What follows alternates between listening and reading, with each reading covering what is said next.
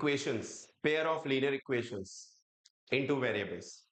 Class 10th का topic है, उसका एमसीक्यू हमारे सामने रखा हुआ है। जिस एमसीक्यू में जिस कॉन्सेप्ट की नीड पड़ा करेगी साथ में समझाते हुए चलेंगे, ठीक है ना। क्वेश्चन क्या लिखा हुआ है, read. The value of K, the value of K, it means we need to find the value of K, ठीक है ना।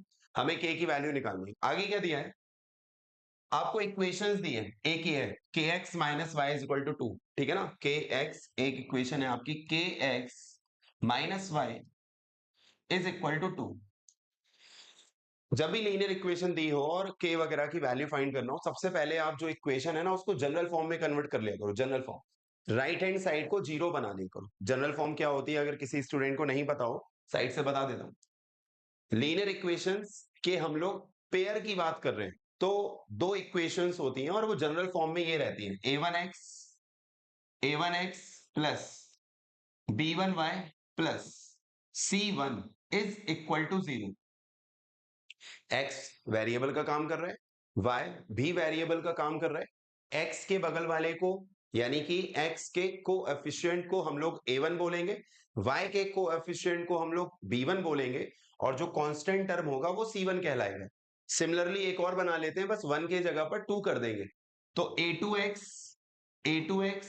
Plus b2y plus c2 is equal to 0। ये आपकी जनरल फॉर्म है इस चैप्टर की, जिसका नेम है pair of linear equations in two variables, ठीक है ना। क्या दिया है, यूनिक सॉल्यूशन। अपन को दिया जो कंडीशन दी गई है अपन को, वो दी गई है यूनिक सॉल्यूशन के लिए। ये आपको दिख रहा होगा कि यूनिक सॉल्यूशन है, यूनिक सॉल्यूशन।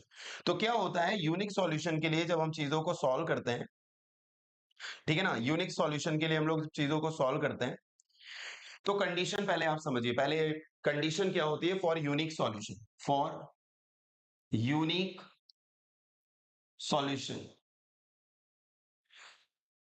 एमसीक्यू जब भी कोई सॉल्व कर रहे हैं, केवल उतनी चीज बताते हैं जिससे एमसीक्यू हमारा लग जाए। बाकी जो बेसिक कॉन्सेप्ट्स हैं उनके लिए अलग चीजें, आपको पूरे कॉन्सेप्ट्स, आपको एक यूनिक सॉल्यूशन की जो कंडीशन लिख रहे हैं वो क्यों होती है, तो इसके लिए एक बेसिक्स के लेक्चर्स अलग से फॉर्म्ड रहते हैं, ठीक है ना। आप यहाँ पर जो यूट्यूब पे फ्री ऑफ कॉस्ट पढ़ रहे हो, केवल एमसीक्यूज की हम लोग चर्चा कर रहे हैं क्लास 10th के बोर्ड एग्जामिनेशन के लिए जो इंपॉर्टेंट होते हैं, और जिसके लिए हम लोग मोस्टली जो बुक प्रेफर कर रहे हैं वो आर डी शर्मा के थ्रू चलते हैं, ठीक है ना। सुनिएगा ध्यान से, for unique solution, for unique solution, ठीक है। क्या होता है, a1 upon a2 is not equal to b1 upon b2। काफी स्टूडेंट्स को ये चीज पता है, जिनको नहीं पता है कि यूनिक सॉल्यूशन में क्या लगाएंगे, तो ये फॉर्मूला आपको रटा होना चाहिए। यूनिक सॉल्यूशन लिखा हो, या फिर ये लिखा हो कि इंटरसेक्टिंग लाइंस है। लाइंस कैसी हैं, इंटरसेक्टिंग, जो एक दूसरे को काटती हैं, इंटरसेक्टिंग लाइंस है, या फिर यूनिक सॉल्यूशन है, तो आप ये कंडीशन अप्लाई करोगे, a1 upon a2 is not equal to b1 upon b2, ठीक है। आगे देखिएगा, पहली लाइन आपको दी गई है K X minus Y is equal to 0, ये पहली लाइन है। दूसरी है, इसको जनरल फॉर्म में तब्दील कर लो, 2 को इस तरफ ले आओ, K X minus Y minus 2 is equal to 0।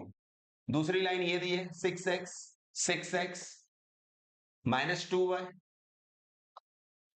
3 इधर आ जाएगा, -3 इज इक्वल टू 0। आपके पास ये दो लाइंस गिवन है, और ये आपको जनरल फॉर्म मैंने सिखा दी, बिल्कुल बेसिक। जिनका वीक है ना, उन स्टूडेंट्स के लिए इतना बताया जाता है। जिनको अच्छा खासा आता है उनके लिए बेटा तो सेल्फ स्टडी बहुत बड़ी चीज होती है। जिनको सब आता है उन्हें यहाँ पे आके कोई नीड ही नहीं है, उन्हें सब कुछ सेल्फ स्टडी से ही मिल जाएगा। लेकिन जो बहुत बेसिक्स जिनके लो है, उनके लिए ये लेक्चर इंपॉर्टेंट होने वाला है।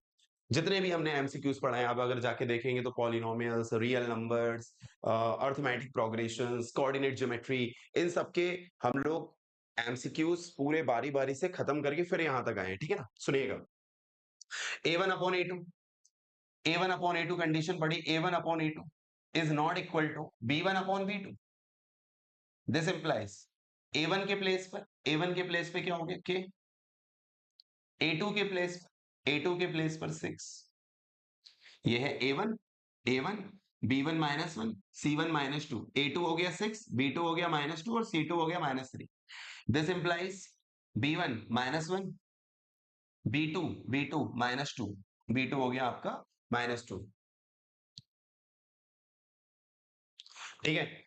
माइनस माइनस कैंसिल हो जाएगा, क्रॉस इनटू कर दीजिए, 2k 2k is equal to 6 not equal to, तो k is not equal to 3।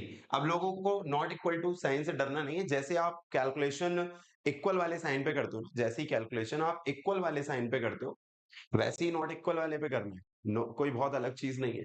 2 का इंटू के पे हो गया, 6 का 1 में हो गया, 2k is not equal to 6, so k is not equal to 3 हमारा आंसर हो गया। Not equal, k is not equal to 3। समझ आ गया?